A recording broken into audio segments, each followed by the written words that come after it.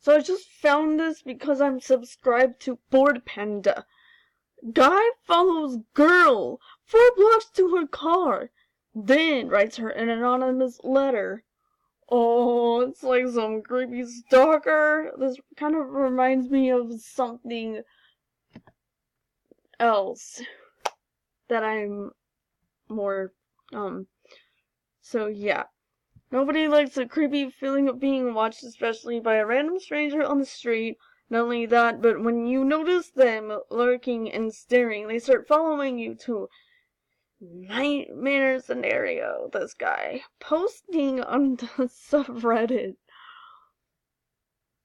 I'm not even gonna attempt to read that. Under the name something blah blah blah. Did exactly that to a young woman on a lonely street in Belfast, UK, and wrote an open letter to explain why. So not only is this guy a woman stalker, but apparently he's also one obsessed guy. Like, I don't want to say anything mean. Okay, written deliberately to draw the reader in. The letter has people preparing themselves for the worst, as he describes his method, keeping a distance and pretending to talk on his phone. So far, so creepy. What happens next is a surprising twist, and I'm not gonna read all this. So basically, this guy is stalking this girl, and then writes her a letter. I'm aware that I only have 15 minutes to record. Okay, the story shared by a guy who followed a woman on the streets has gotten people talking about women's safety. Like, y'all seriously need to watch your guard, especially at night. In fact, I would recommend calling a Lyft or Uber at night. Knowing that you're gonna be out longer, I would probably take Uber or Lyft to and from instead of your own car if you know that you're going to be out at night, because this can be really dangerous. Okay. So, to the girl that I followed today for almost 4 blocks to her car. Okay, I'm gonna do this.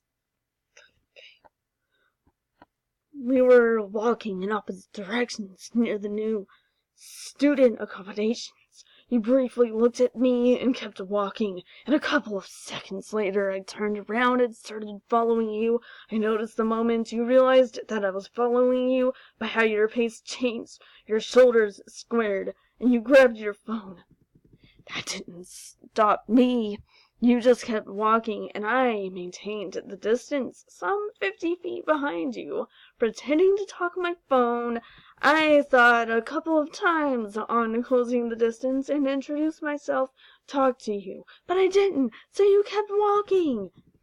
Through thorough glances to check where I was, I could also tell that you once turned around to corner the dead-end street next to the motorway, the only one near the city center where parking is not measured,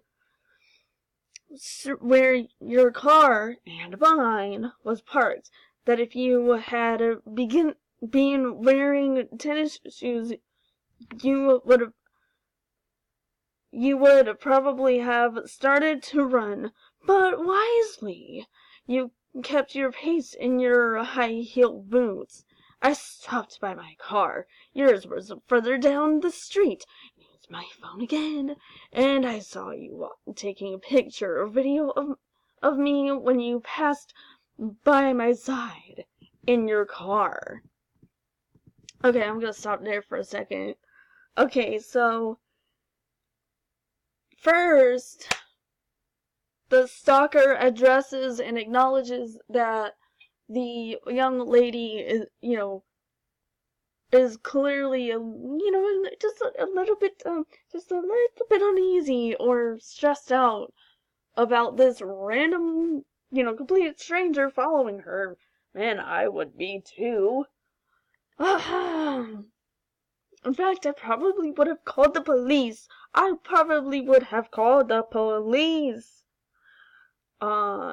And he just he knows that she is uncomfortable, and he keeps on following her, and she continues walking back to her car, and he continues to follow her. Then he goes on to say, what you probably never noticed was the other two guys, the ones in the other sidewalk, the ones that pointed at you and started to follow you before we crossed the first time. You didn't notice how they looked at you, or the fact that they seemed to be on drugs, or a bit drunk, or maybe both. You also didn't notice when you passed me in your car that they were in the corner of the dead-end street, looking at you in your car passing by, and then at me.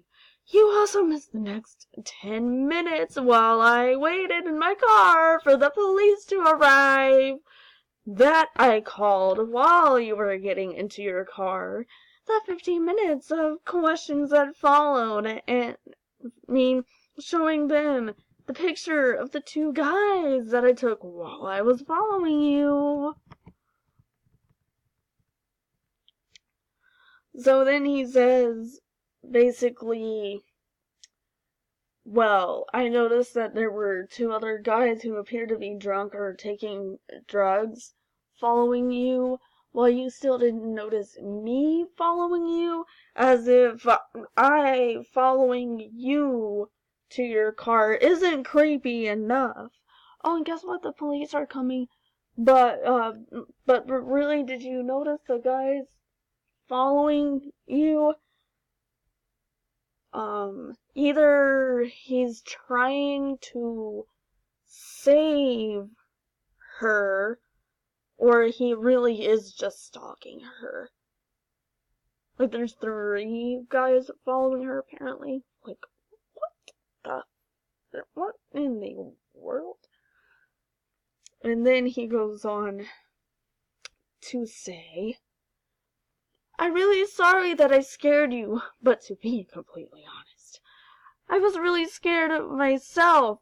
I'm no hero by any means, and my instinct was telling me to get the F out of there, but you could have been my wife. She parks in the same street, or my daughter, and I wouldn't forgive myself if something happened and I did nothing to stop it. Belfast, 14th November 2018, 4 p.m. Whoa! So this stranger thinks, or claims that the victim here could have been his daughter or his wife. What in the world? The irony! Oh my God! What in the world? I'm sorry, but you have been stalking this poor innocent lady in flip-flops to her car this entire time. I don't think that is the way that a husband or a father would try to protect his daughter or wife. Sorry. Okay. We need to talk. We need to take a step back. And honey, you need to call the police. 'Cause it seemed like that got after you, man. No, you need to call the police. And,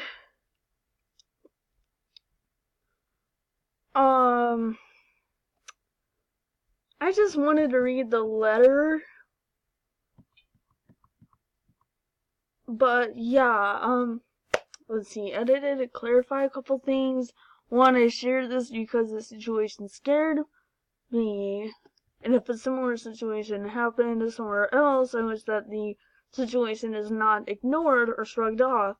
Do I have any advice? Dunno, probably just this. If you think that you are being followed or that something is wrong, don't wait to see what happens. Call the police, call a friend, a family member, knock on a door, or get into a shop. Worst case scenario, you'll look a bit paranoid.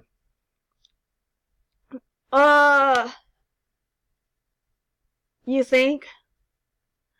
She needs to call the police to report you, my good sir.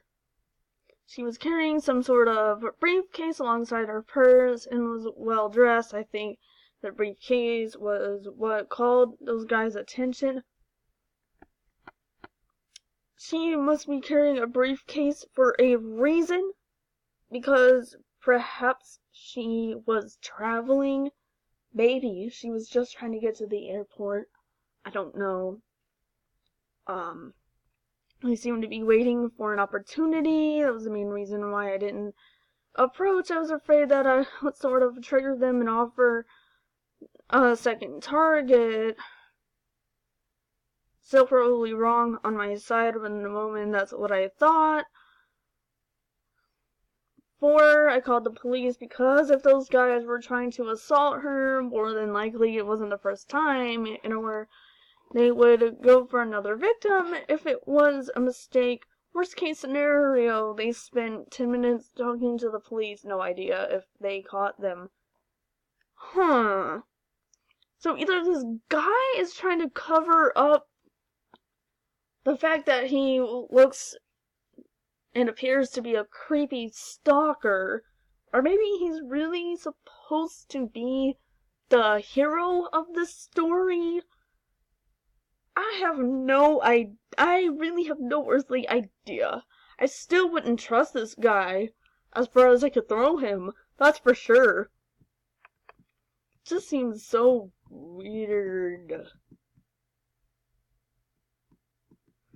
I parked my car in the dead-end street and was walking towards the city center. She was coming from the city center. Obviously, I didn't know where she was heading, and if instead of turning to the dead-end street, she had continued walking, I would have probably approached her, or she would had reached another street that has more traffic and there are more people walking around. Seriously, this guy is like so paranoid. Can he just not trust her to have pepper spray and to be able to call the police herself? This is so bizarre. I've really never seen anything like that. I'm not gonna read the final edit because I have only 15 minutes to record this, apparently. I'll put the link in the description. But anyways, I hope you guys enjoyed that video. And I love all of you so much. And stay safe, please. Alright. I love you guys. Bye-o.